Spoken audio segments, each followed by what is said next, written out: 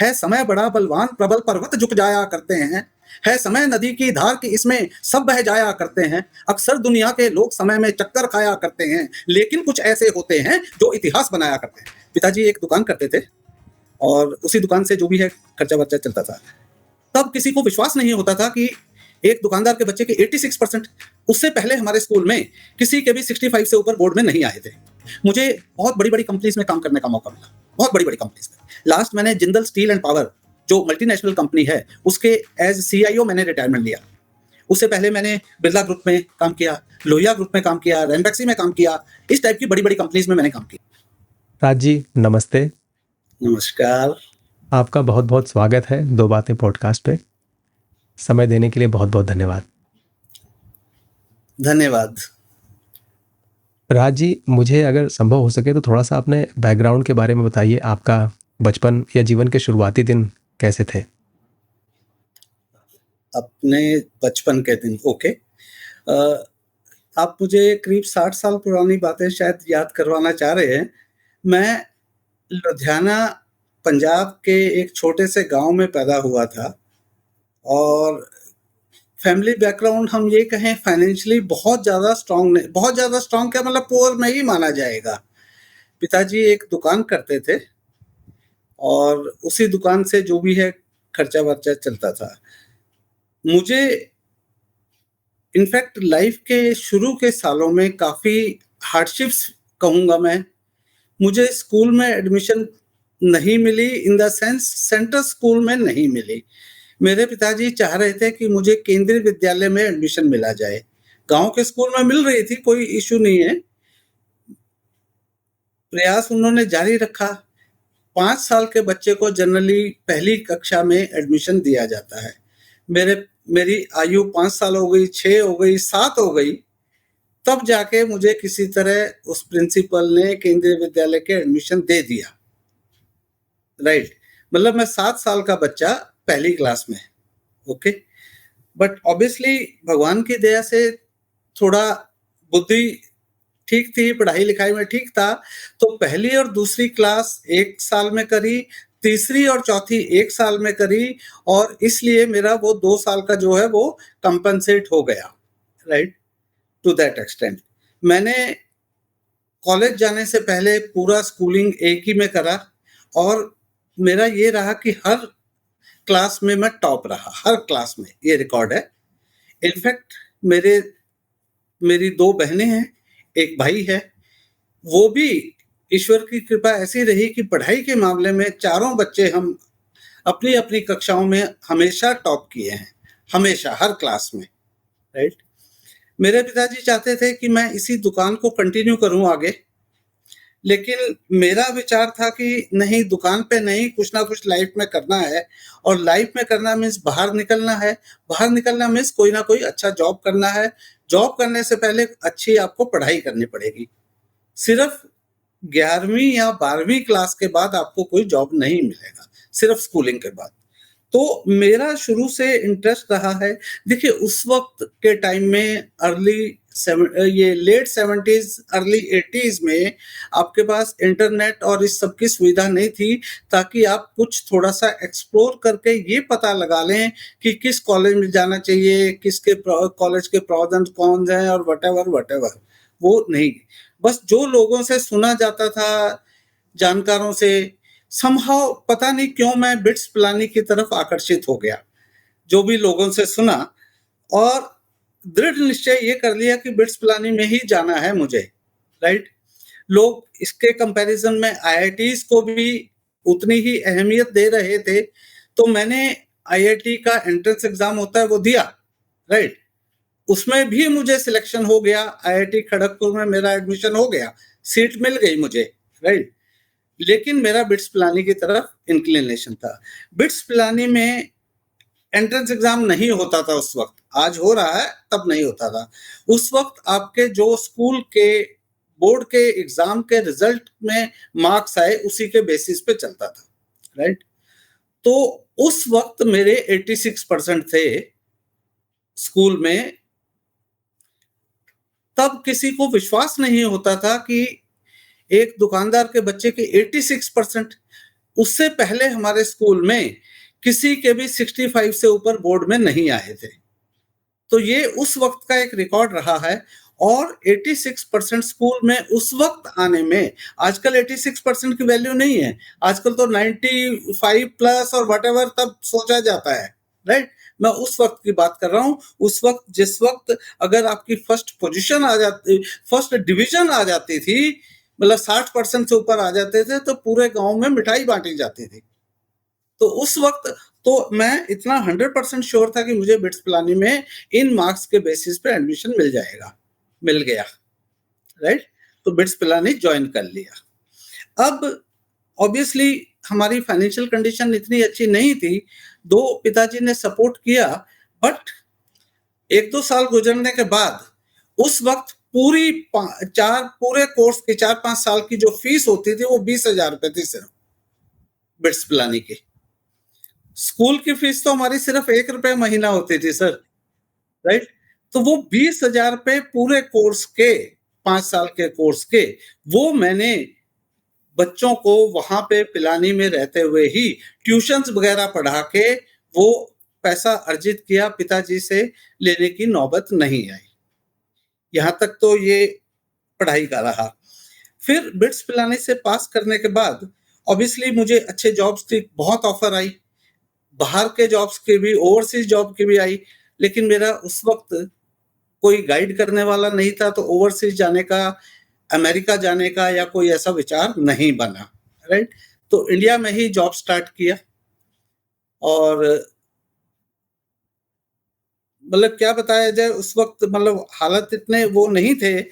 Salary मैंने 1,500 रुपए महीने से स्टार्ट की थी उस वक्त। ग्रोथ रही है मेरी, बट थोड़ा फैमिली सपोर्ट कम रहा, इन द सेंस कि शादी हो गई। शादी के बाद कुछ सर्कमस्टेंसेस ऐसे बने कि मुझे संभव माता पिता से अलग रहना पड़ा, राइट। उसकी डिटेल में हम नहीं जानना चाहते हैं, ओके। कुछ कॉन्फ्लिक्ट रेजोल्यूशन का आजकल मैं टॉपिक पढ़ा रहा हूं टीचर्स को। तो कॉन्फ्लिक्ट रेजोल्यूशन में कई चीजें आती हैं, एस्केप एक, कोलैबोरेट एक, आपका कई टेक्निक्स हैं कॉन्फ्लिक्ट को रिजॉल्व करने की। तो मैंने अपने माता पिता से कॉन्फ्लिक्ट को रिजॉल्व करने का सबसे आसान तरीका यही दिया कि एस्केप, उनसे थोड़ा दूर हट जाओ। यहाँ पे एक दिक्कत ये आई कि हमारे पास कुछ नहीं था। मैं और वाइफ, हम लोग सब कुछ छोड़ छाड़ के लखनऊ चले गए। लखनऊ, जिस कंपनी में मैं काम करता था उस वक्त, एक इंस्टीट्यूट था बल्कि वो, उसकी एक नई ब्रांच उन्होंने मुझे कहा, जब मैंने अपनी पर्सनल समस्या उनके पास रखी, तो उन्होंने कहा लखनऊ में हम चाहते हैं आप नई ब्रांच एक स्टार्ट कर दीजिए। मैंने कहा बिल्कुल ठीक है, रिस्पॉन्सिबिलिटी ले ली ये वाली, चले गए। आप प्रवीण जी यकीन नहीं करेंगे कि मेरे पास उस वक्त, अभी अगर लंच कर लिया तो शाम का पता नहीं था कि डिनर मुझे नसीब हो जाएगा या नहीं हो जाएगा। इस स्थिति में पहुंच गए थे। जबकि मैं बिट्स पिलानी से ग्रेजुएट था, लेकिन सैलरी इतनी नहीं थी, घर से कुछ नहीं लेके गए थे, कुछ भी, राइट। लिटरली वहां जो कुछ दोस्त जानकार थे, उनसे लिटरली मैंने कहा यार तुम मुझे कुछ दिन के लिए 2 बर्तन दे दो, एक स्टोव दे दो मिट्टी के तेल वाला, 2 फोल्डिंग पलंग दे दो जो 100-100 रुपए के आते थे। मतलब इस स्टेज से चालू किया। अगेन बढ़ते गए, राइट। थोड़ा भाग्य ने भी साथ दिया। और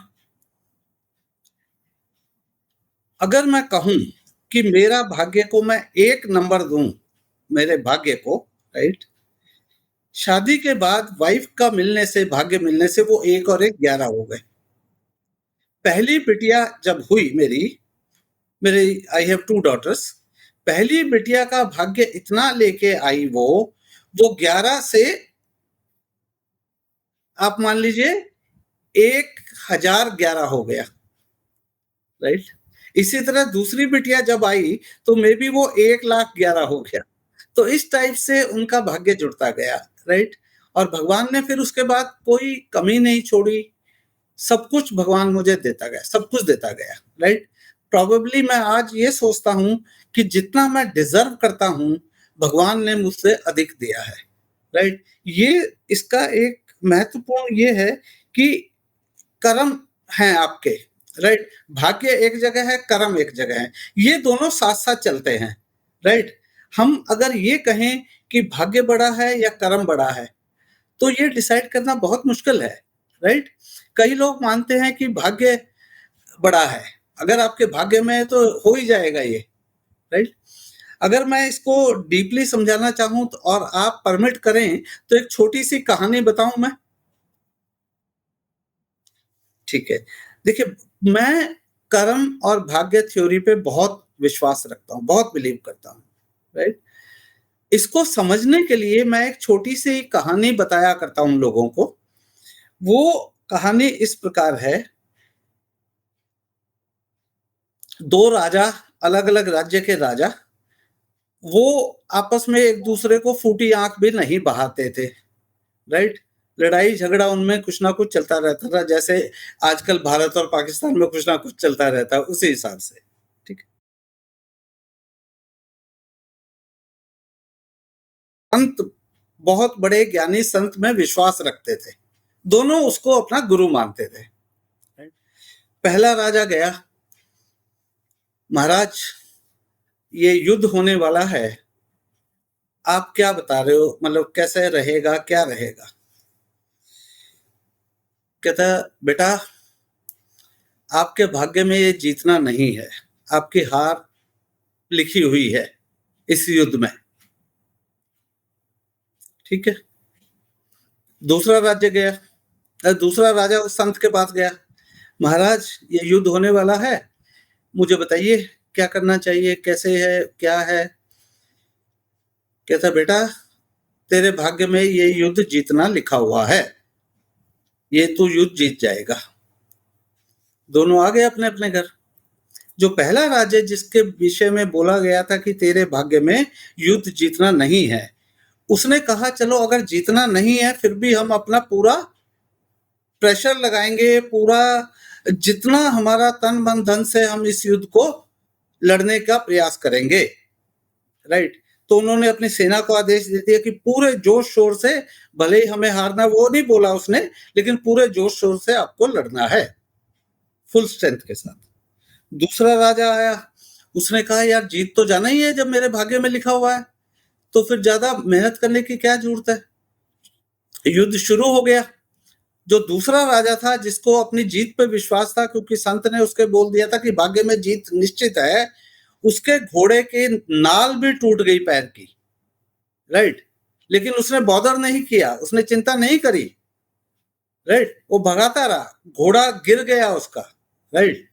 और पहले वाला राजा पूरे जोश से युद्ध को लड़ रहा था, सीरियसली लेके लड़ रहा था। अंत में पहले वाले राजा की विजय हुई, जिसके भाग्य में संत ने बोला था कि विजय नहीं है, लेकिन उसकी विजय हो गई, राइट? अब दोनों फिर से संत के पास गए, महाराज आपने तो बोला था मेरे भाग्य में जीतना नहीं है और मैं तो जीत गया, और दूसरा, दोनों साथ गए अब, और दूसरा बोलता आपने बोला था भाग्य में मेरे जीतना है और मैं तो बुरी तरह हार गया। कहता, संत जी बोलते हैं कि भाग्य तो ठीक है, लेकिन उसके ऊपर कर्म हावी हो गया, राइट? आपने सिर्फ भाग्य पे छोड़ के अपने आप को, राइट, कुछ कर्म नहीं किया, इवन आपने घोड़े की नाल आपकी टूट गई वो भी आपने बॉदर नहीं करी। दूसरे को जब पता था कि भाग्य में नहीं है, लेकिन उसने इतना कर्म किया, पुरुषार्थ कर्म वो आपके हावी हो गया। तो कई बार क्या होता है कि भाग्य और कर्म साथ साथ चलते हैं, लेकिन कर्म हमेशा हावी रहता है। इसी कहानी से, ये कहानी बहुत पुरानी है, राइट, बहुत पुरानी है, इसी कहानी से मुझे कुछ प्रेरणा मिली, तो मैंने अपना जो शुरू का जीवन है वो कर्म में ही रखा। मैंने कहा भाग्य में जो लिखा है होता रहेगा, बट मुझे अपने कर्म से अडिग नहीं होना है। भगवान की अगेन इतनी अनुकंपा रही मेरे ऊपर कि बच्चे, जो मुझे 2 बेटियां हैं मेरी, और बेटियां भाग्य लेके आई हैं मेरा, जैसे मैंने आपको बताया, और उन्होंने और मेरी वाइफ ने भी कभी मुझे ऐसा मौका नहीं दिया कि मैं किसी भी तरह के लो पे चला जाऊँ या डिप्रेशन में चला जाऊँ या कुछ ऐसा, हमेशा प्रोत्साहित किया है। आज दोनों बेटियाँ मुझे गर्व है उन पे, गर्व है, बहुत अच्छी पोज़ीशन्स पे, एक यूएसए में सेटल है, एक दुबई में सेटल्ड है। दोनों शादीशुदा हैं, दोनों को अच्छी फैमिली मिली है, they are doing extremely well. तो ये एक पिता के लिए बेटियाँ इतना आगे आपका नाम करें, इससे अधिक कुछ मुझे नहीं चाहिए लाइफ़ में, कुछ नहीं चाहिए। तो ये मुझे भगवान ने दिया है। मतलब भगवान ने, मैं यही कह रहा हूँ कि इसी तरह बचपन बीता है सर, और आगे का भी लाइफ़ ऐसे बीत गई है और बच्चे अब इतने बड़े हो गए हैं, सेटल हो गए हैं। तो ये मतलब एक ब्रीफ में मेरी लाइफ़ का वो रहा है। बहुत-बहुत धन्यवाद सर। और मैं इसमें थोड़ा-सा कुछ लर्निंग टिप्स लेना चाहूँगा आपसे कि बचपन हाँ में सर। इतना संघर्ष होने के बाद भी ऐसा क्या आपके मन में था? जैसे मुझे लगता है कि आपकी बातों से मुझे पता लग रहा है कि शायद ईश्वर में आपकी श्रद्धा थी, पर मैं समझना वो ये चाहता। हमेशा रही है, हाँ, आज भी है। जी, जी। लेकिन मैं समझना चाहता हूँ कि इस तरह की श्रद्धा की उत्पत्ति कैसे हुई आपके मन में? और उसको मतलब जब हार्ड टाइम होता है तो ज़्यादा टेस्टिंग होती है उसकी। जब अच्छा समय बिल्कुल। होता है तो कोई टेस्टिंग होती नहीं है। लेकिन जब आपके साथ इतनी सारी दुविधाएँ और कठिन समय चल रहा था, तो हुँ। उसमें इसको आपने कैसे सँभाले रखा या किस तरह से आपने इसको अपना प्रेरणा सूत्र माना? और दू ईश्वर को। हाँ, ईश्वर को, जी। हाँ, तो इसकी अगर जो भी आपकी खुद की जो हाँ, हाँ। उसका जो देखिए, सोच हो। ईश्वर शुरू से ही ये तो हमारे मन में घर गया है। मैं जैन संतों के पास कथा में जाता था जब 5-6 साल का बच्चा था। पिताजी लेके जाते थे, उनके प्रवचन सुनने में आनंद आता था, जबकि अभी पिछले में भी 30-40 साल से कभी नहीं गया हूँ। कभी मैं पूजा नहीं करता हूँ वैसे आजकल, लेकिन भगवान को अंदर से मानता हूँ। मैं इस बात को बिलीव करता हूँ कि एक ऑलमाइटी पावर है, जो पूरी दुनिया को कंट्रोल कर रही है, राइट? वही ऑलमाइटी पावर है, जिसने अपने हाथ में आपका जन्म और मृत्यु रखा हुआ है। वो आपके हाथ में नहीं है, राइट? अगर आपकी मृत्यु किसी तारीख को कितने बजे है, वो निश्चित है, वो सिर्फ़ उसी को मालूम है। पूरा जो ये संसार है या ब्रह्मांड है, एक ऑलमाइटी पावर से होता है। उसको मैं भगवान महावीर कह दूँ, वो एक अलग-अलग उनके प्रेरणा स्रोत मान सकते हो या उनके एक अलग-अलग रूप हैं। But ultimately there is something, एक ऑलमाइटी पावर है, राइट? उस पे मैं बिलीव करता हूँ, अलग-अलग पे नहीं है। एक ऑलमाइटी पावर है, राइट? वो हमेशा देख रही है। वो आपके कर्मों का हिसाब-किताब रखती है, प्लस और माइनस, राइट? आप अगर किसी के साथ गलत करते हैं, राइट? आपके साथ गलत होना निश्चित है। तो मैंने सिर्फ़ लाइफ़ में यही रखा कि जाने-अनजाने में जहाँ तक हो सके किसी के साथ गलत ना करूँ मैं, जहाँ तक हो सके। देखिए, कई बार अनजाने में बिल्कुल कभी हो गया हो तो मैं बोल नहीं सकता हूँ, बट कभी भी इंटेंशनली ना चाहा है, ना किया है, किसी के साथ गलत नहीं किया। बिकॉज़ बिलीफ वही है कि मेरे सारे कृत्य को ऊपर वाला एक देख रहा है, जो ऑलमाइटी पावर है। तो ये विश्वास लेके चलने में मुझे हमेशा सफलता मिली है, और अ, ये एक मुझे कहिए आप प्रेरणा स्रोत रहा है मेरा, कि ये बिलीफ जो है, राइट? इसने मुझे ऑफ़िस लाइफ़ में मुझे बहुत बड़ी-बड़ी कंपनीज़ में काम करने का मौका मिला, बहुत बड़ी-बड़ी कंपनीज़ में। लास्ट मैंने जिंदल स्टील एंड पावर, जो मल्टीनेशनल कंपनी है, उसके एज़ सीआईओ मैंने रिटायरमेंट लिया। उससे पहले मैंने बिरला ग्रुप में काम किया, लोहिया ग्रुप में काम किया, रैनबैक्सी में काम किया। इस टाइप की बड़ी-बड़ी कंपनीज़ में मैंने काम किया है। तो अच्छी पोज़ीशन रही ऑफ़िस में भी। ऑब्वियसली ऑफ़िस में कॉन्फ्लिक्ट्स होते हैं, वो आपको उतार-चढ़ाव भी आते हैं, कॉन्फ्लिक्ट्स भी आते हैं, लेकिन आपको कुछ चीज़ें ध्यान में रखते हुए, अगर आप पूछेंगे तो मैं बाद में बता दूँगा, आप अपने लक्ष्य पे आगे बढ़ते रहिए। मैंने बस ये सीखा है। मतलब इधर-उधर की चीज़ों में ध्यान ना लगा के, आप अपने लक्ष्य की ओर केंद्रित रहिए, तो आपका कुछ बिगड़ नहीं सकता। बहुत ही सुंदर सर। तो ईश्वर से प्रेरणा लीजिए और अपने लक्ष्य पे केंद्रित रहिए, बहुत सुंदर। सर ये जो आपने बड़ी-बड़ी कंपनीज़ का नाम लिया, तो मैं एक चीज़ समझना चाहता हूँ कि चूँकि जो आपके जीवन के खुद के बहुत सारे जो कॉन्फ्लिक्ट रहे और उनका मैनेजमेंट आपने किया, तो वो कॉन्फ्लिक्ट मैनेजमेंट का जो आपका जो लर्निंग अर्ली ईयर्स का था, उसको आपने बड़ी कंपनीज़ में किस तरह से ट्रांसफ़र किया या वहाँ पे अपनी प्रोग्रेशन में कैसे उसका कंट्रीब्यूशन देखा आपने? Right, right. देखिए, आप कंपनीज़ में तो ज़्यादा कॉन्फ्लिक्ट्स होते हैं। क्यों? कॉन्फ्लिक्ट्स में पचासों जगह के लोग होते हैं, उनकी बैकग्राउंड अलग-अलग होती है, उनका लालन-पालन अलग-अलग होता है और उनकी ईगो अलग-अलग होती है। ईगो भी बहुत बड़ी बात आ जाती है, राइट? ये ऑफ़िसेज़ में या कॉर्पोरेट सेक्टर में पॉलिटिक्स बहुत चलती है। कई व्यक्ति ऐसे होते हैं जो बॉस मीन्स मैनेजिंग डायरेक्टर या कंपनी का जो ओनर है, राइट? उसकी चमचागिरी में लग जाते हैं और वो उनकी गुड बुक्स में आ जाते हैं। जबकि दूसरा कार्यकर्ता जो खूब मेहनत कर रहा है, वो कई बार नीचे रह जाता है, उसकी प्रमोशन नहीं होती, जो चापलूसी कर रहा है उसकी हो जाती है। ये real fact of the life है, राइट? तो मैंने कोशिश ये करी है कि जब भी कॉन्फ्लिक्ट कॉन्फ्लिक्ट होते रहे हैं, हमेशा होते रहे, उसको एमिकेबली रिज़ॉल्व करने का कोशिश किया है, राइट? सबसे सबसे बढ़िया तरीका उसमें ये देखा मैंने कि जिससे आपका कॉन्फ्लिक्ट है, भले वो आपके पीयर से है, भले बॉस से है, भले मैनेजिंग डायरेक्टर से है, भले आपके जूनियर से है, सबॉर्डिनेट से है, ये भले कोई ऑफिस बॉय से भी है कभी, कोई चाय पिलाने वाला, आपको पानी पिलाने वाला पियोन जिसको बोलते हैं या जो भी क्लास 4 के कर्मचारी, उनसे किसी से भी कॉन्फ्लिक्ट अगर है, राइट? आप उस कॉन्फ्लिक्ट को रिज़ॉल्व करने के जैसे पहले तो मैंने माँ-बाप से कॉन्फ्लिक्ट को रिज़ॉल्व करने का तरीका एस्केप बताया, राइट? इन लोगों से कॉन्फ्लिक्ट को रिज़ॉल्व करने का मैंने कोलैबोरेशन वाला तरीका इस कॉन्फ्लिक्ट रिज़ॉल्व करने के बहुत तरीके हैं। ज ठीक है ना? एस्केप है, कोलैबोरेट है, राइट? कोऑपरेट है। तो ये तरीके मैंने ऑफ़िसेज़ में अपनाए। इसका मतलब क्या है कि उनका क्या व्यू पॉइंट है, मेरा क्या व्यू पॉइंट है, आपस में शेयर किया, राइट? कई बार मैं झुका, मेरा व्यू पॉइंट सही होते हुए भी सिचुएशन देख के मैं झुका, राइट?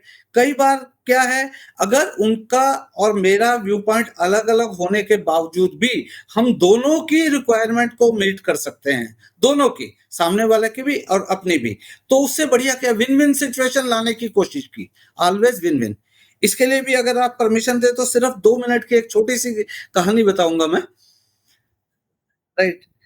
इसको हम बोलते हैं संतरे की कहानी, ऑरेंज स्टोरी, राइट? ये क्या था, 2 बच्चियाँ 10-10, 11-11 साल की बच्चियाँ, राइट? एक संतरे पे लड़ पड़ी, एक संतरा था, दोनों चाहती थी मैं मुझे भी चाहिए, उसको भी चाहिए, दोनों को वो एक संतरा चाहिए था। गुत्थम-गुत्था लड़ाई ये वो हो गया, खूब कहा-सुनी होगी सब, छीना-झपटी भी होगी, राइट? तो मार-पिटाई तक हो गई, एक संतरे पे। दोनों के पेरेंट्स आ गए, माताएँ आ गई मतलब चलिए, ठीक। पता किया क्या बात है, क्या नहीं है। तो माताओं ने पूछा बेटा आपको संतरा किस लिए चाहिए? दोनों से। एक बच्ची बोलती है मुझे इसका जूस निकालना है, जूस पीना है मुझे, ठीक। दूसरी बच्ची बोलती है मुझे इसके बाहर का छिलका चाहिए, वो मुझे केक में मैंने एक रेसिपी पढ़ी है, उस केक में यूज़ करूँगी मैं। अरे भाई तुम आपस में पहले डिस्कस कर ले, दोनों का काम हो जाता ना। वो संतरे का अंदर का मटेरियल लेके अपना रस बना लेती और छिलका इसको छिलका वैसे भी उसको फेंकना था अगर संतरा पूरा भी ले लेती। तो देखिए कॉन्फ्लिक्ट की नौबत ही ना आती। अगर हम आपस में डिस्कस करके एक दूसरे की रिक्वायरमेंट को समझ लेते, अगर वो बच्चे आपस में बात करती भी तुझे संतरा किस लिए चाहिए, अगर वो कहती कि मुझे तो इसका छिलका चाहिए, तो ले ले भाई, मुझे तो छिलका नहीं, मुझे तो अंदर का मटेरियल चाहिए। तो दोनों का काम हो जाता ना। इसको हम बोलते हैं कोलैबोरेट, राइट? ऐसे ही मैंने बिल्कुल यही टेक्निक ऑफिसेज़ में अपनाई कि कॉन्फ्लिक्ट के जब भी मुद्दे आए, या तो कई बार देखो मैंने सरेंडर भी किया है, कई बार, ठीक है यार लेट इट गो, ये वाली टेक्निक भी बनाई। कई बार इस टाइप से कोलैबोरेट भी किया, आमने-सामने बैठ के बात की है उनसे, भई आप क्यों चाह रहे हो? आपकी रिक्वायरमेंट क्या है? Can I fulfil your requirement? मतलब इस हमने बैठे हैं हम इस टाइप से, बॉस से भी। तो कोशिश यही की है कि और मैं इतना सफल हुआ हूँ कि अगर 100 कॉन्फ्लिक्ट मेरी लाइफ में हुए हैं, ऑफिस लाइफ में, तो 90 तो इस टाइप से मैंने रिज़ॉल्व कर ही लिए, जो एक बहुत बड़ा प्रतिशत है। बहुत ही सुंदर सर। तो ये एक बारी ज़रा लिस्ट बता दीजिए अगर आपको याद हो कि कौन-कौन से एवेन्यूज़ हैं। एक तो एस्केप हो गया, दूसरा कोलैबोरेशन हो गया, किसका है जो कॉन्फ्लिक्ट मैनेजमेंट का। कॉन्फ्लिक्ट मैनेजमेंट की। हाँ, तो एक तो हाँ, एस्केप आपने बताया, एक आपने एस्केप हो कोलैबोरेशन। गया। हाँ, हाँ, अ, एक सरेंडर भी हो गया सरेंडर भी हो कि आप गया। सरेंडर ही कर दो, जी, ठीक है? जी। एक एक्सेप्ट हो गया कि अच्छा। आप जैसी सिचुएशन है यार, एक्सेप्ट होने दो, जो होना है देखी जाएगी, आप कुछ मत करो। Accept the situation, whatever it is, whatever it is. तो एक्सेप्ट एक है कि मरता है तो मरने दो, जीता है तो जीने दो, जो मेरी प्रमोशन होगी हो जाएगी, नहीं होगी नो होगी। मतलब वो एक्सेप्ट का मतलब भाग्य पे छोड़ देना, कर्म नहीं करना फिर। ये भी चीज़ें रिलेटेड हैं। आपने भाग्य पे छोड़ दिया, भई जो मेरे भाग्य में लिखा हुआ है, वही होना है। मुझे प्रमोशन होनी तो हो जाएगी, मुझे कंपनी से बाहर निकालना है तो बाहर निकालेंगे। जो होना है आप सिचुएशन को एक्सेप्ट कर लेते हो। और राइट। इन सारे जो कॉन्फ्लिक्ट मैनेजमेंट के आपने अप्रोच जो लगाए, इसमें सबसे ज़्यादा यूटिलिटी आपको किसकी लगी? कौन ज़्यादा इफ़ेक्टिव? कोलैबोरेट की। देखिए कुछ सिचुएशन से एस्केप की तो मैंने बताया एक आध सिचुएशन में आती है, ठीक है? तो और उसी में हम कहते हैं कि फाइट और फ्लाइट, या तो आप उस सिचुएशन से फाइट करो या फ्लाइट, मैदान छोड़ के भाग जाओ, रणथंभौर बन जाओ, आप भाग जाओ, राइट? रण को छोड़ के भाग जाओ आप। तो फाइट और फ्लाइट। तो मैं ना तो फाइट में विश्वास रखता था ज़्यादा, ना फ्लाइट में रखता था, ओके? फ्लाइट को ही एस्केपिज़्म भी कहा जाता है, बट वो एक सिचुएशन में मैंने बताया आपको, वहाँ मैंने यूज़ किया है, राइट? क्योंकि उसमें भी मैं तनाव में नहीं रहना चाहता था। कल को ऐसा ना हो कि यार मैं स्कूटर पे जाता था उस वक़्त ऑफ़िस में शादी के बाद अब। मैं अगर स्कूटर चलाते-चलाते माइंड में तनाव है और एक्सीडेंट हो जाए, ये हो जाए, वो हो जाए, और सारा दिन ऑफ़िस की प्रोडक्टिविटी उस एनवायरनमेंट में 50% भी नहीं रह गई थी। और मैं ये नहीं चाहता कि वो और 25% पे ना आ जाए प्रोडक्टिविटी। तो इसलिए वो एस्केपिज़्म का तरीका अपनाया। बट इन जनरल मैंने अधिकतर कोलैबोरेशन का तरीका अपनाया, conflict management. Collaborate, you understand the requirement of each other, right? और कई बार तो 1-2 बार ऐसा भी हुआ है, वो स्पेसिफिकली अपने जूनियर के साथ। कोई जूनियर नाराज हो गया या मेरे से डर रहा है, मेरा सबॉर्डिनेट, राइट? पता नहीं जैन साहब मेरी मुझे बाहर निकाल देंगे, ये कुछ गलती कर दी, ये हो गया, वो हो गया, और फिर उसका बिहेवियर चेंज हो जाता है, राइट? क अगर आपसे सीनियर वाला है, वो हो सकता है अग्रेसिव बिहेवियर में आ जाए। ये सबमिसिव बिहेवियर में आ जाते हैं जो जूनियर्स होते हैं। तो इनको बैठा के, और जब इनके साथ डिस्कस करना है तो सबसे पहले आपको मोबाइल फ़ोन शांत करना पड़ता है। उसको शांति से रख दीजिए, राइट? एक ऐसी ऑफ़िस को छोड़ के एक ऐसी जगह में चले जाइए, कूल एनवायरनमेंट जहाँ पे कोई आपको इंटरप्शंस वगैरह ना हो, राइट?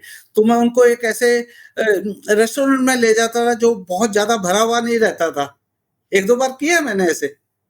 राइट? फिर उनको समझाया भी है। फिर यहाँ तक भी जब वो उनका डर थोड़ा-सा कम हुआ, तो पर्सनली उनके घर जाके भी, उनकी फैमिली से भी मिले हैं हम,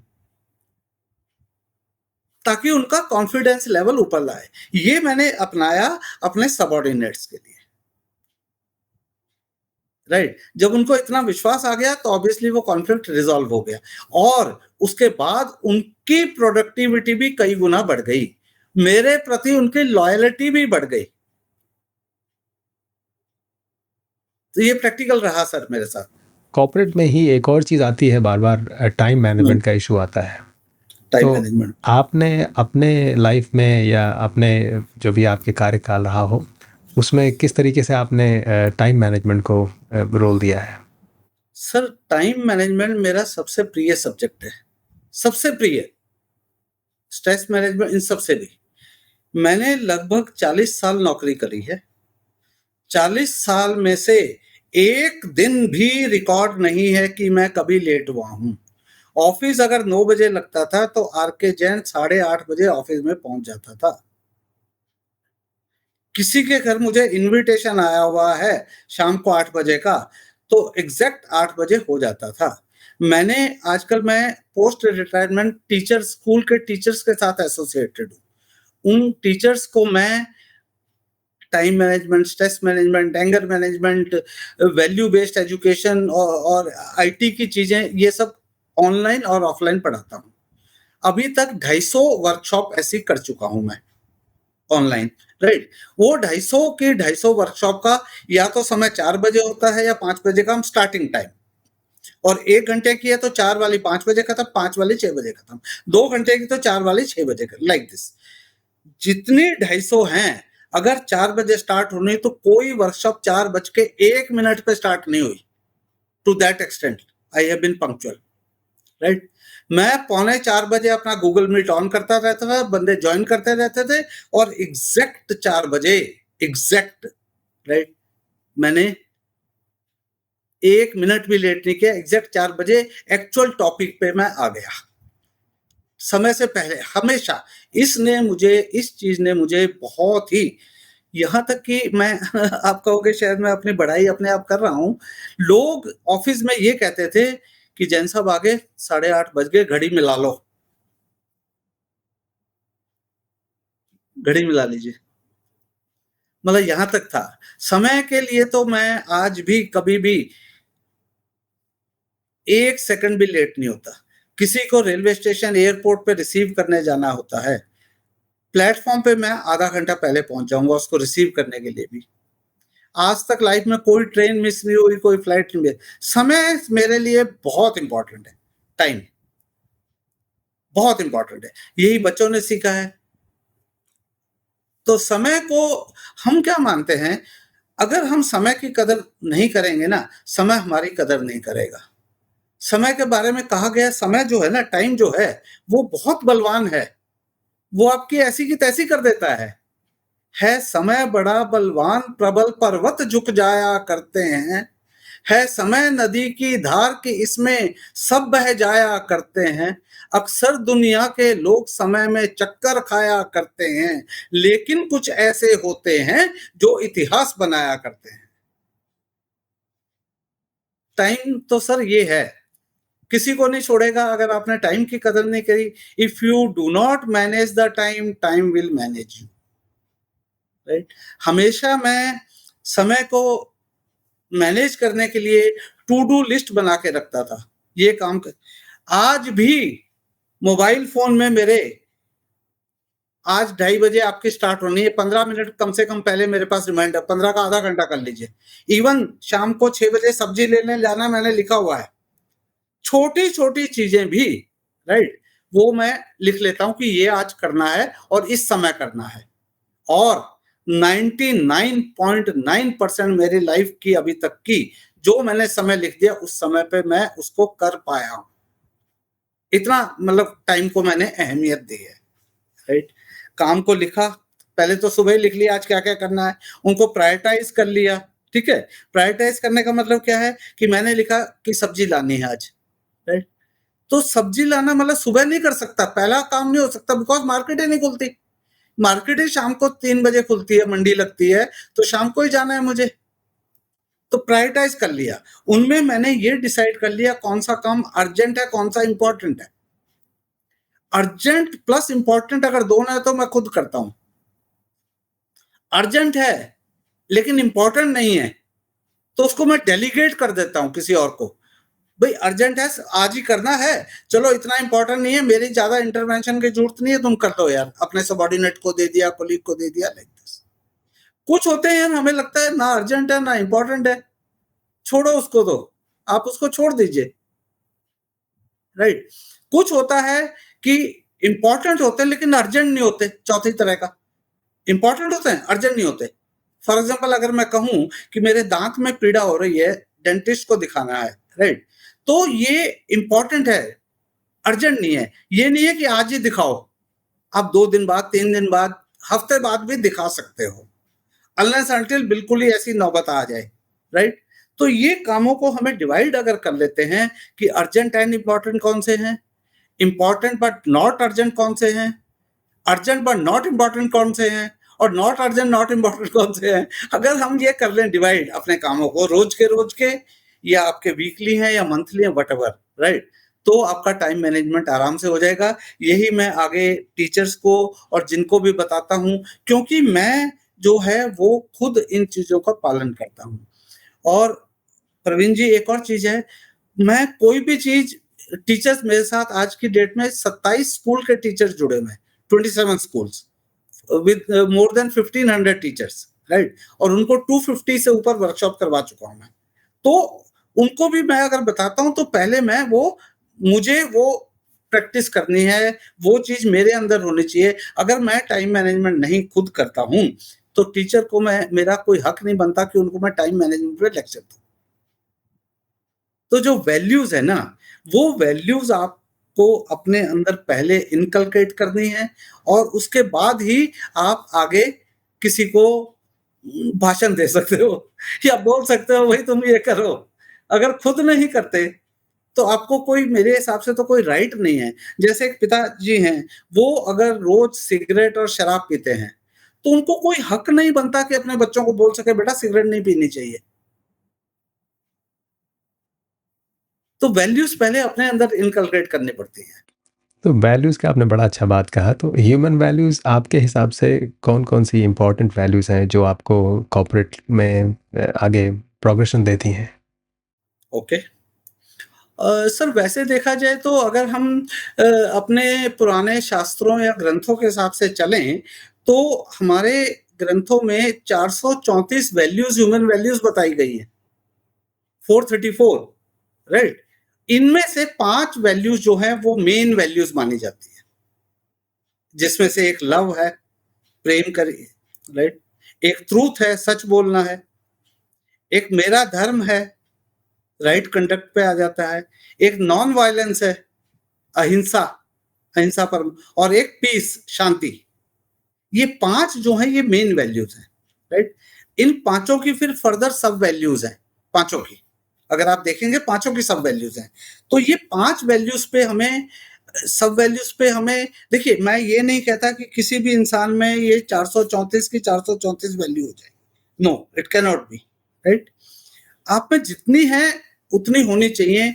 यही वैल्यूज़ जो हैं एक इंसान को, मनुष्य को जानवर से अलग करती हैं, वैल्यूज़ ही।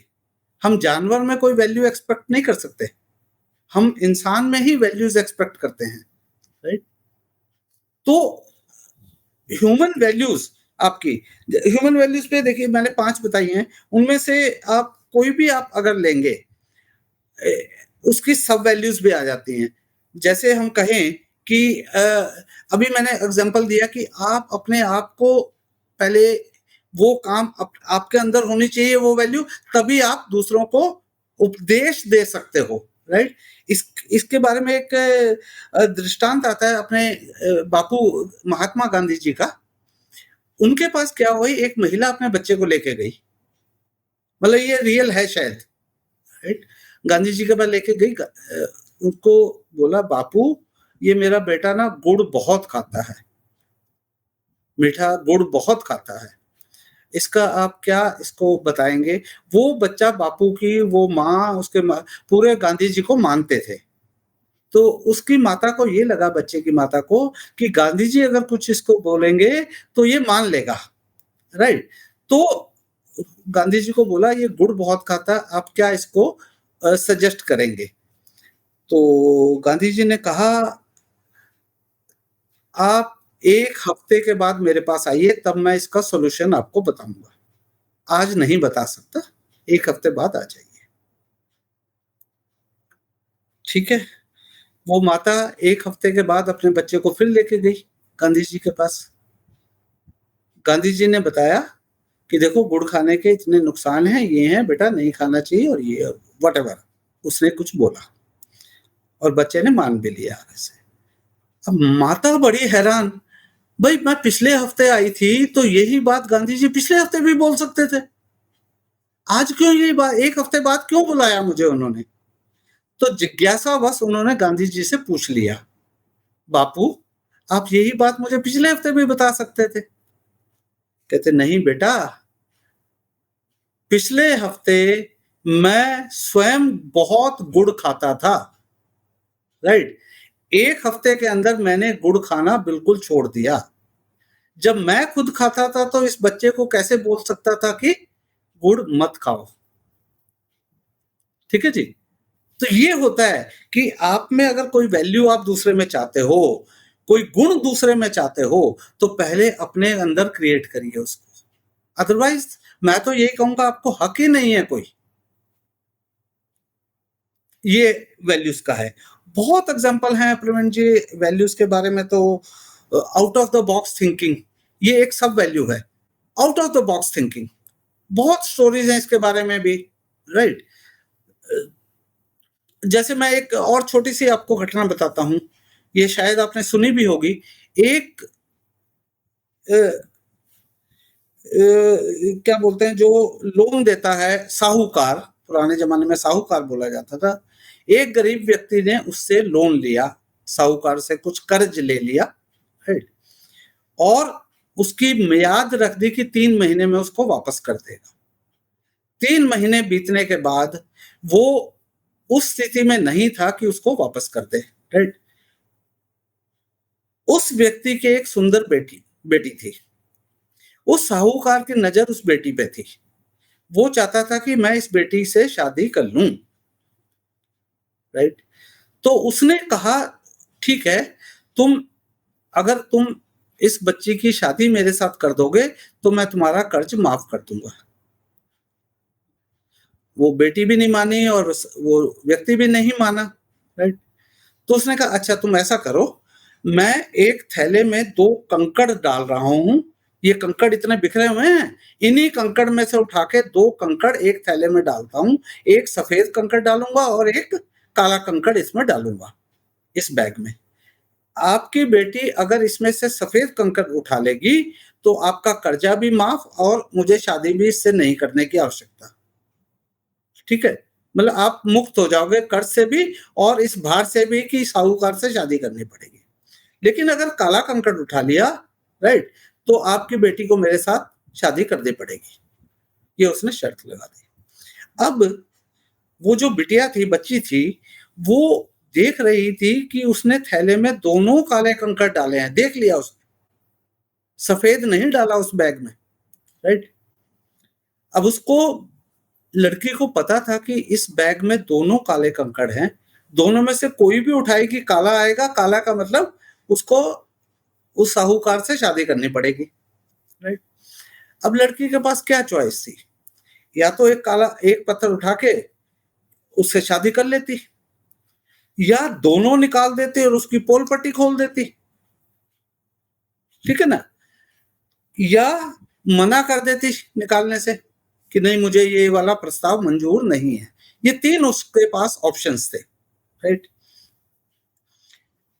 अब यहां आती है प्रेजेंस ऑफ माइंड या out of the box thinking जिसको बोलते हैं। ये भी वैल्यू है, out of the box thinking, presence of mind, ये वैल्यू ही है, राइट।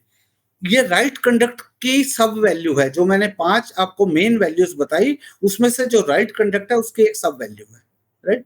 तो आउट ऑफ द बॉक्स सोचा उसने, प्रेजेंस ऑफ माइंड लगाई। उसने क्या किया, एक कंकड़ उठा लिया ऐसे हाथ डाल के बैग में से और उसको दूर फेंक दिया, बाकी जो पूरे कंकड़ पड़े हुए थे उसके बीच में वो मिल गया, ठीक है जी। अब अरे मैंने कंकड़ डाल दिया और क्या होगा ये वो। तो उसने कहा कोई बात नहीं, आप ना साहूकार को बोला देखो अब दूसरा वाला कंकड़ निकाल लेते हैं, वो काला हुआ तो मतलब मैंने सफेद उठाया था, और वो सफेद हुआ तो मैंने काला उठाया था, ठीक है जी। अब अंतर काला था, इसका मतलब साहूकार को मानना पड़ा कि वो सफेद था, वो उठाया था। और वो यहां पे आती है प्रेजेंस ऑफ माइंड और out of the box thinking. Values जो हैं बहुत अहमियत रखती हैं आपकी लाइफ में। ओनली थिंग इज हम लोग ध्यान नहीं देते हैं। मैं मानता हूं कि आप सीरियसली मत चाहिए कि ये ट्रूथ है क्या, ये लव है क्या, इस टाइप पे मत जाइए। आपको अपने आप ज्ञान हो जाएगा कि क्या वैल्यूज हमें रखनी चाहिए, राइट। तो वैल्यूज की बहुत इंपॉर्टेंस है, टाइम मैनेजमेंट की बहुत इंपॉर्टेंस है लाइफ में। ये जो विषय आपने रखे हैं, बहुत ही सुंदर और बहुत सरल तरीके से आपने समझाया, इसके लिए आपका बहुत-बहुत धन्यवाद है। मेरी उत्सुकता आपकी पुस्तक को लेकर के भी है फ्लो चार्ट, जी, प्रोग्रामिंग को लेकर के। यस, तो उसके संदर्भ में अगर हम थोड़ा-सा उसको हाइलाइट कर सकें, उसके बारे में बात कर सकें कि बिल्कुल, उसमें बिल्कुल। क्या-क्या आपने टिप्स शेयर किए हैं? सर ये पुस्तक जो है, ये मेरा एक ड्रीम प्रोजेक्ट है, राइट। ये क्या है कि देखिए कंप्यूटर्स की अगर कोई भी जानकारी रखता है प्रोग्रामिंग की, तो प्रोग्रामिंग में लॉजिक होती है। कोई भी प्रोग्राम लिखने से पहले उसकी एक लॉजिक रहती है। और प्रोग्रामिंग की देखिए बहुत सारी लैंग्वेजेस हैं। पुराने ज़माने में फोर्ट्रेन, कोबोल और इस टाइप की लैंग्वेजेस होती थी। आजकल पीएल, एसक्यूएल, एचटीएमएल और ये सब लैंग्वेज आ गई। आप कोई लैंग्वेज इंडिपेंडेंट ऑफ लैंग्वेज, जैसे हम कहते हैं कि हम हिंदी में बात करें, अंग्रेजी में करें, संस्कृत में करें, तमिल में करें, जर्मन में करें, व्हाटएवर ना, लेकिन अगर हम एक विषय पे बात करेंगे, तो विषय के जो कंटेंट हैं, वो सेम रहेंगे, उसको किसी भी भाषा में बोला जाए। सिमिलरली कंप्यूटर्स में आप किसी भी भाषा में प्रोग्राम लिखें, लेकिन उसके पीछे लॉजिक सेम रहती है। तो लॉजिक पहले आनी चाहिए जो भी प्रोग्रामिंग करता है। ये जो पुस्तक मेरी है, मैंने उसी को आधार मान के लिखी है। Flow charts. पूरा फ्लो नाम चार्ट पूरा आपको नाम इसका बता दीजिए sir. Flow chart first flow step chart towards. First step towards programming. Programming के लिए ये पहला स्टेप है। ओके, तो इसको मतलब अगर हमने फ्लो चार्ट समझ लिए, तो आपको कंप्यूटर की किसी भी लैंग्वेज में प्रॉब्लम नहीं आएगी। और ये पुस्तक मैंने कक्षा 9, 10, 11, 12 और प्लस कॉलेज के बच्चों के लिए लिखी है, राइट? इसमें काफ़ी एफर्ट लगा है। मेरी धर्मपत्नी ने भी काफ़ी मदद की है टाइपिंग में और इसमें काफ़ी कुछ। इसका कवर डिज़ाइन, अंदर का मटेरियल, एवरीथिंग मैंने बनाया है। ये फ्लो चार्ट से इस टाइप से सब कुछ मैंने बनाया है। मतलब कोई बाहर से कोई भी हेल्प नहीं ली है। मतलब 100% हमारी कृति है ये। राइट? ये आज की डेट में 134 कंट्री में अमेज़न और फ्लिपकार्ट पे अवेलेबल है, 134 कंट्रीज़ में। इसमें मैंने बच्चों को बच्चे मीन्स 9वीं, 10वीं, 11वीं, 12वीं के बच्चों को ये कोशिश की है कि उनसे जो डे टू डे लाइफ में चीज़ें होती हैं, उनके एग्ज़ाम्पल लेके उन प्रॉब्लम्स का फ्लो चार्ट बनाने की कोशिश की है। उन प्रॉब्लम्स को, जिसमें हमने मैथमेटिक्स के भी ले लिए, बैंकिंग के भी ले लिए और हर टाइप की सिचुएशन के हमने इसमें एग्ज़ाम्पल ही एग्ज़ाम्पल के रूप में उन चीज़ों को समझाया गया है। तो ये एक मेरा प्रोजेक्ट रहा है काफ़ी, और अच्छे से पब्लिश हो गई है, अच्छी सेलिंग हो रही है, बढ़िया है ये। It has been nice, right? इसके अलावा हमारे डायरेक्टर हैं गुप्ता जी, जिनके स्कूल के साथ मैं एसोसिएटेड हूँ, राइट? उन्होंने मेरे साथ मिलके 3 पुस्तकें, एक टीचर्स के लिए, एक पेरेंट्स के लिए और एक स्टूडेंट्स के लिए, वो लिखी हैं। उसमें भी मैंने बहुत कार्य किया है और वो भी आज पब्लिश हो चुकी हैं। तो पुस्तक मतलब बुक राइटिंग में भी हमारा काफ़ी इंटरेस्ट है। नहीं, अच्छा है सर, लोगों को आपकी जो जानकारी है वो लोगों तक पहुँचेगी और सरल तरीके से पहुँचेगी, लोग उसको रख सकेंगे, उसको पढ़ सकेंगे बार-बार, तो ये तो बहुत ही सुंदर है। मेरा एक और प्रश्न है कि आपका जो है एक अगर कोई एड्रेसल आपको देना हो वह मेरे इस पॉडकास्ट के थ्रू या हमारी इस वार्ता के थ्रू नौजवान पीढ़ी को, कि उनको जीवन में ऐसा क्या समझना चाहिए या क्या करना चाहिए ताकि वो सफलता की ऊँचाइयों को छू सकें अपने जीवन में? जैसे आपने अपने संघर्ष के बाद भी जीवन की बहुत सारी सफलता की ऊँचाइयों को आपने छुआ। हुँ, हुँ, हुँ, हुँ। देखिए, अब ऑडियंस मुझे प्रवीण जी ये नहीं पता कि शायद स्टूडेंट्स भी होंगे, मैं सब तरह के मान लेता हूँ कि आपके जो ऑडियंस होंगे इस पॉडकास्ट के, उसमें स्टूडेंट्स भी होंगे। तो स्टूडेंट्स को तो यही कहना है कि अपना एकेडमिक पे तो ध्यान रखना है। एकेडमिक के अलावा अगर ज़रूरी नहीं academics is the only thing, right? आपका इंटरेस्ट और किसी चीज़ में है, स्पोर्ट्स में है, म्यूज़िक में है, कोई आर्टिस्ट बन जाना है, उसमें भी आप पता नहीं कहाँ से कहाँ नाम कमा सकते हो। तो सिर्फ पढ़ाई के अलावा भी बाकी बहुत सारे एवेन्यूज़ हैं। आप अपने इंटरेस्ट के एवेन्यू पे कंसंट्रेट करिए, राइट? अपना लक्ष्य रखिए, उस पे आप आगे बढ़ते रहिए, स्टूडेंट्स के लिए। और अगेन स्टूडेंट्स की लाइफ में भी ये मैं हर व्यक्ति को बोलूँगा कि कॉन्फ्लिक्ट्स आएँ तो उसको अवॉइड करो या उससे दूर भाग जाओ, किसी भी तरह के। टाइम का ध्यान रखो, ये बच्चों के लिए भी है और बड़ों के लिए भी है, सबके लिए है। जहाँ तक ऑफिस गोअर्स आ जाते हैं हम, मोस्टली ऑफिस में जाने वाले व्यक्ति आ जाते हैं या कोई भी कार्य करते हैं, अधिकतर ऑफिस की बात हम करें, उनमें देखिए कॉन्फ्लिक्ट वाला मैंने बता दिया कि किस टाइप से मैंने रिज़ॉल्व किया। बहुत आप दूसरा तरीका अपना के या ये मेरे वाला तरीका अपना के आप कॉन्फ्लिक्ट को रिज़ॉल्व करिए। और उससे इम्पोर्टेंट ये है कि आप ऑफिस वर्क में, राइट, पॉलिटिक्स में इन्वॉल्व मत हो। बहुत सारी चीजें पॉलिटिक्स में इन्वॉल्व हो जाती हैं, तो पॉलिटिक्स में मत इन्वॉल्व होइए, वो भी एक जरूरी चीज है। पॉलिटिक्स में इन्वॉल्व होने का मतलब गड़बड़ है फिर, राइट। और इसके अलावा हम कहेंगे कि ऑफिस गोअर्स को भी अगेन टाइम मैनेजमेंट का, ऑफिस गोअर्स के लिए एक और सबसे ज्यादा इंपॉर्टेंट चीज है कि अपनी ऑर्गेनाइजेशन में समथिंग न्यू सजेस्ट करो मैनेजमेंट को, और उसकी फिर अकाउंटेबिलिटी लो कि सर हम इस कंपनी के इम्प्रूवमेंट के लिए ये कार्य कर सकते हैं, और इसको करने में मैं पूरी अकाउंटेबिलिटी रिस्पॉन्सिबिलिटी लेता हूं। उतना आपको कॉन्फिडेंस होना चाहिए। मैं अगेन इसका भी लाइव एग्जांपल देता हूं। देखिए, मैं चंबल फर्टिलाइजर बिरला ग्रुप की कंपनी है, उसमें कार्यरत था, हेड ऑफ आईटी, राइट। उसमें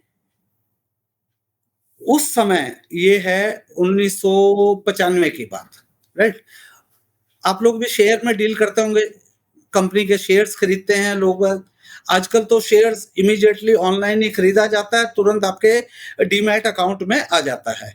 पहले क्या होता था 1995 उस समय आपको शेयर सर्टिफिकेट मिलता था। अगर कोई शेयर मैंने आपसे खरीदा तो आप उस शेयर के सेलर हैं और मैं उसका बायर हूं। वो शेयर का एक सर्टिफिकेट होगा, ये रिलायंस के 100 शेयर का सर्टिफिकेट है, राइट। तो आपका नाम पे वो होगा। अब जब मैंने आपसे खरीद लिया तो उसको फिजिकली ट्रांसफर करवाना पड़ता था अपने नाम। तो क्या करना पड़ता था, अगर ये रिलायंस की बात करें, रिलायंस का शेयर था या कोई और कंपनी किसी का भी ले लीजिए, डीएलएफ का था, एचडीएफसी बैंक का था, कोई भी आपका शेयर है, सर्टिफिकेट है, उस सर्टिफिकेट को जब मैंने ले लिया, उस पर स्टैंप ड्यूटी लगती थी, एक डीड लगती थी, सेल डीड टाइप की, उसको कंपनी में सर्टिफिकेट के साथ भेजना पड़ता था। कोरियर से करिए या डाक से भेजिए, वो कंपनी उसके पीछे ठप्पा लगा के आपके नाम का कि ये अब आपके नाम हो गया है इस तारीख से, वो आपको वापस कोरियर करेगी और आप उसको संभाल के रखते थे। आजकल ये सब नहीं है। तो मैं 1995 की बात कर रहा हूं। उस वक्त इस पूरे प्रोसेस में अगर मैंने आज आपसे शेयर खरीदा, आज ही सब भेज दिया, तो कम से कम भी 15 से 20 दिन का ये प्रोसेस होता था शेयर सर्टिफिकेट को। तो मैंने थोड़ा स्टडी करके, I being a IT person, मैंने कहा क्यों ना इसको हम तुरंत की तुरंत सर्टिफिकेट को ट्रांसफर कर दें, तुरंत की तुरंत, राइट। तो हमने काफी डिस्कशंस के बाद एक सिस्टम बनाया जिसको हमने बोला एटीसी, अक्रॉस द काउंटर। जिस व्यक्ति के पास सर्टिफिकेट है वो हमारी कंपनी में आ जाए, राइट, वो हैंड ओवर करे अपना certificate, detail they, with in 5 minutes, उस वक्त, आज तो 5 मिनट भी ज्यादा लगते हैं, हम उसको ट्रांसफर करके दे देते थे। तो जो काम उसका 15 से 20 दिन में होना था, वो with in 5 minutes across the counter हो गया, राइट। दूसरा एग्जांपल मैं देता हूं। अभी लास्ट जॉब मेरा जिंदल स्टील एंड पावर में था, राइट। तो ये कोरोना से पहले की बात है, तब ये गूगल मीट और जूम वगैरह कुछ पॉपुलर नहीं होते थे। आजकल तो बहुत इजीली हो गए हैं। तो पहले हमारे जिंदल स्टील एंड पावर के ओवरसीज में भी कई ऑफिसेज हैं और इंडिया में भी बहुत जगह रिमोट लोकेशंस पे हैं, लाइक रायगढ़ हो गया, झारखंड में हो गया, उड़ीसा में हो गया, अंगुल, इस टाइप से ऑड लोकेशंस पे हैं जो रिमोट एरियाज, राइट। उन पे जाना होता था, हमें मैनेजिंग डायरेक्टर को जाना होता था, मुझे जाना होता था एज हेड ऑफ आईटी, और भी लोगों को आना जाना ऐसे चलता रहता था, राइट। इतनी रिमोट लोकेशंस पे भी हमने 3-4 चार्टर्ड फ्लाइट्स रख रखी थी जिंदल ने, चार्टर्ड फ्लाइट्स। तो उसमें हम लोग जाते थे, या नॉर्मल फ्लाइट में। तो आने जाने में भी मतलब एक दिन का जाना, एक दिन का आना, सब कुछ मिला के ऐसे वेस्ट होता था, राइट। और मुझे एक या मैनेजिंग डायरेक्टर को या चेयरमैन को हमारे सभी जगह जाना पड़ेगा एक ही चीज को करने के लिए, राइट। तो हमने सजेस्ट किया स्टडी करने के बाद कि एक उस वक्त आता था टेली प्रेजेंस, राइट।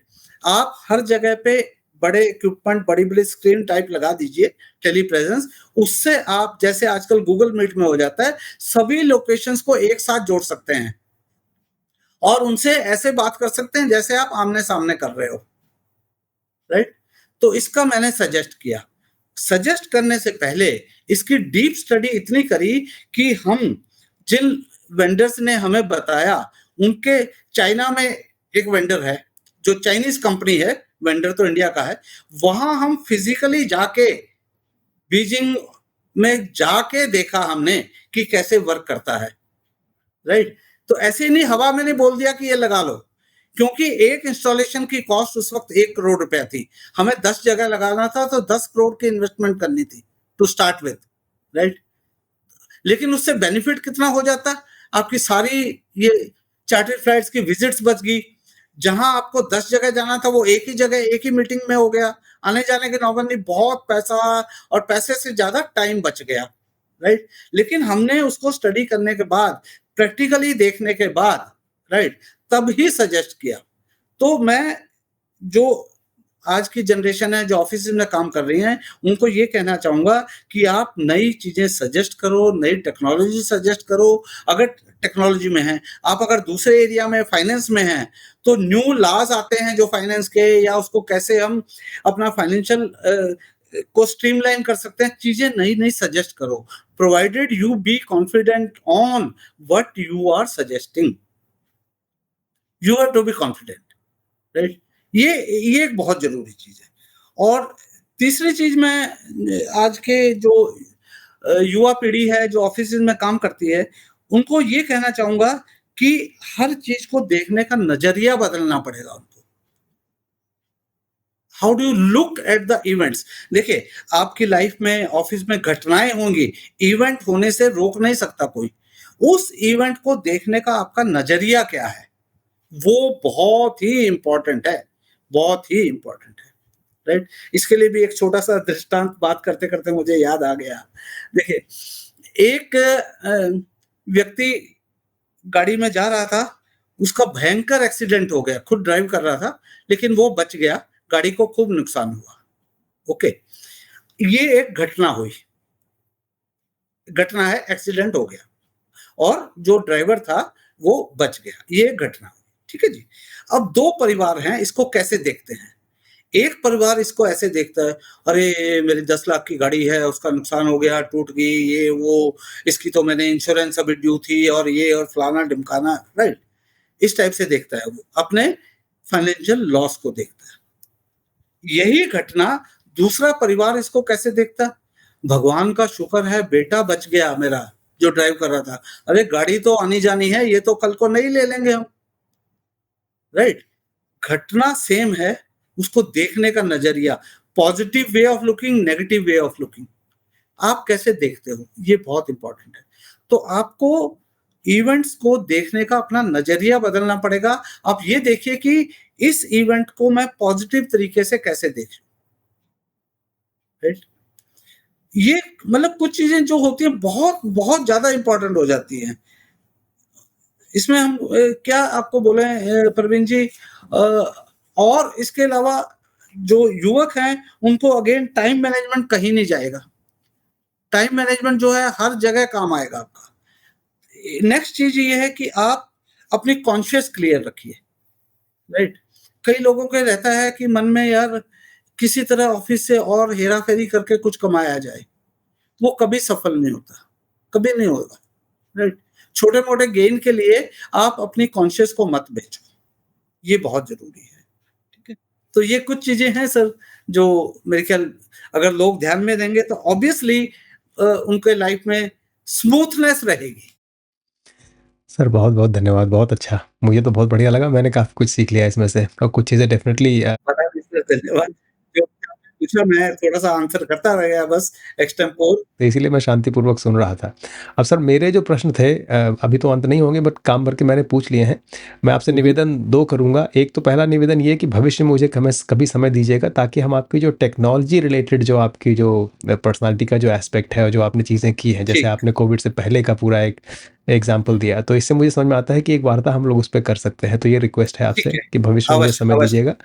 बिल्कुल। और दूसरा ये है कि मंच आपके लिए ओपन है, अगर आपको कोई आखिरी बात कहनी हो, तो आप कह कर के हम लोग फिर इसको आज कंक्लूड कर सकते हैं। अ नहीं, ऐसा तो देखिए टॉपिक हमने ना तो कुछ डिसाइड किए थे कि क्या-क्या करने हैं, ना कुछ वो किया था। हम जस्ट एक्सटेम्पोर चले हैं बस आज तो, जी, है ना? जी। बस यही मैं कहना चाहूँगा कि देखिए, हम टेक्नोलॉजी का हम मेबी अलग से जैसे आपने बोला सेशन रख सकते हैं, लेकिन हम उसपे ये बात कर सकते हैं कि आगे के 10 साल, 15 साल में कौन-सी टेक्नोलॉजी ज़िंदा रहने वाली हैं। जैसे अगर मैं बात करूँ कि 20 साल पहले इसकी इतनी अहमियत नहीं थी मोबाइल फ़ोन की। आज इसका 5 मिनट के बगैर गुज़ारा नहीं है, राइट? इतना ये हावी और ये अगले कई साल तक रहने वाला है, राइट? इसी तरह आगे कौन-सी टेक्नोलॉज़ीज़ हैं, हम उस पे कभी विस्तार से चर्चा करेंगे कि आगे अगले 10-15 साल में कौन-सी टेक्नोलॉजी रहने वाली है। आज हमने ज़्यादातर जो जोर दिया है वो इसी चीज़ पे दिया है कि लोगों से डील कैसे करें, ऑफ़िस में काम कैसे करें, कॉन्फ्लिक्ट को कैसे और वैल्यूज़ को कैसे। और आपकी हर एक की लाइफ़ में सिर्फ़ आप भाग्य पे मत छोड़िए, आपका काम कर्म करते रहना है। दूसरों की इज़्ज़त करिए, कर्म करते रहिए। वो अगर कर्म आपने करने छोड़ दिए, तो आपका कर्म का फल का एक्सपेक्टेशन मत रखो। गीता के श्लोक में कहा ही जाता है कि कर्म देखिए आप अच्छे कर्म करेंगे, आपको अगले जन्म में अच्छा फिर से हो सकता है इंसान का रूप मिल जाए। ईश्वर पे बहुत विश्वास रखता हूँ, राइट? भले मैं पूजा-पाठ ना करूँ, लेकिन हमेशा दिल में रहता है कि there is someone, there is somebody, the almighty power which controls the entire world. बहुत ही सुंदर सर, बहुत बढ़िया आपने बात रखी कि अच्छे काम करिए और अच्छा रिज़ल्ट पाइए। सर, आज आपके समय के लिए और बातों के लिए बहुत-बहुत धन्यवाद। हम भविष्य में पुनः मिलेंगे और बात करेंगे अवश्य। धन्यवाद आपको भी, मुझे ऐसा मौका देने के लिए बहुत-बहुत धन्यवाद प्रवीण जी। नमस्कार सर। नमस्कार।